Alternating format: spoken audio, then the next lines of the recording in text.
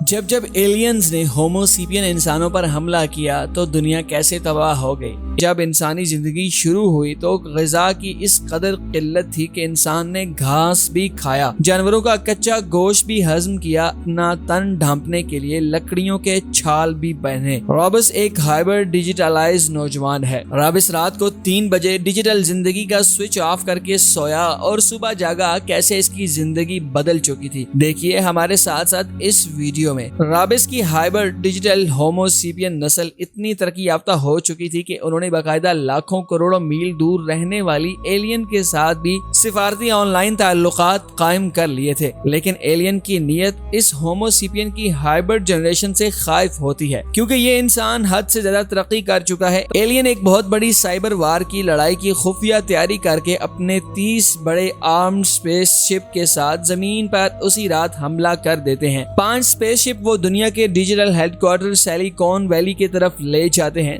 Silicon valley के ईंट से ईंट बजा देते हैं। सारे सोशल मीडिया, गूगल के दफातर को तबाह कर देते हैं। 5 स्पेसशिप अटलांटिक ओशियन में दुनिया की सबसे बड़ी केबल को ढूंढकर तबाह कर देते हैं।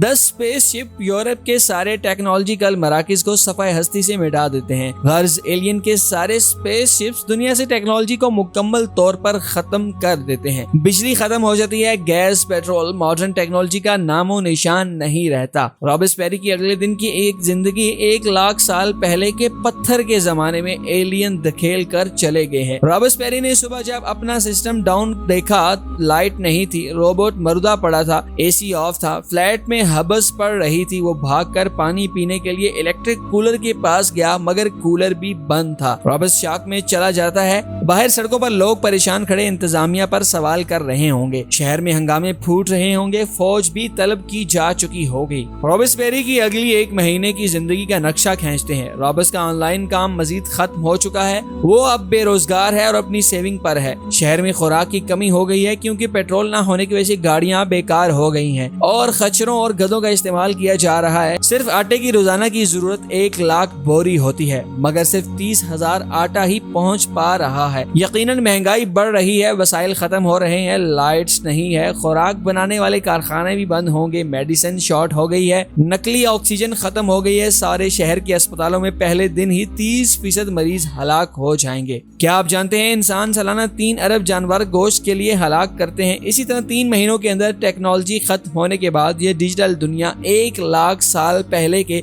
उस वक्त के पसे मंजर में चली जाएगी जब इंसान जंगलों में रहता होता था। ऐसे ही ये भूखे इंसान जंगलों का रुख करने लगेंगे, सारे बच्चे कुछ जानवर खा लेंगे, इंसान की तरक्की रुक जाएगी। 1 सालों के दौरान कम से कम 1 अरब इंसान भूख, बेरोजगारी, बीमारियों और डिप्रेशन की वजह से हलाक हो जाएंगे। साइंसदानों की थ्योरी ऑफ ऑर्गेनिक के मुताबिक इंसान वसाइल की कमी में वहशी दरिंदा बन जाता है, जिसके बाद वो बेकाबू होकर दूसरे इंसान को चंद मामूली सिक्कों के लिए कत्ल कर देता है। ऐसी ही टेक्नोलॉजी के बगैर दुनिया है, क्योंकि टेक्नोलॉजी के बगैर कभी भी इंसानी आबादी इतनी नहीं होनी थी। आज यूरोप में औसत उम्र 80 साल है, मगर क्या आप जानते हैं 1630 में इसी यूरोप में औसत उम्र महज 30 साल होती थी। ऐसा क्यों था? क्योंकि यूरोप के अंदर वसाइल के लिए जंग की जाती थी। जब टेक्नोलॉजी ने यूरोप में तरक्की हासिल की तो लोगों का मियार जिंदगी बुलंद हुआ, जिसके साथ साथ शहर की उम्र भी बढ़ने लगी। अगर इंसान एक बार फिर टेक्नोलॉजी की दुनिया से पीछे चला गया तो ये औसत उम्र घटकर सिर्फ 20 बरस बच जाएगी।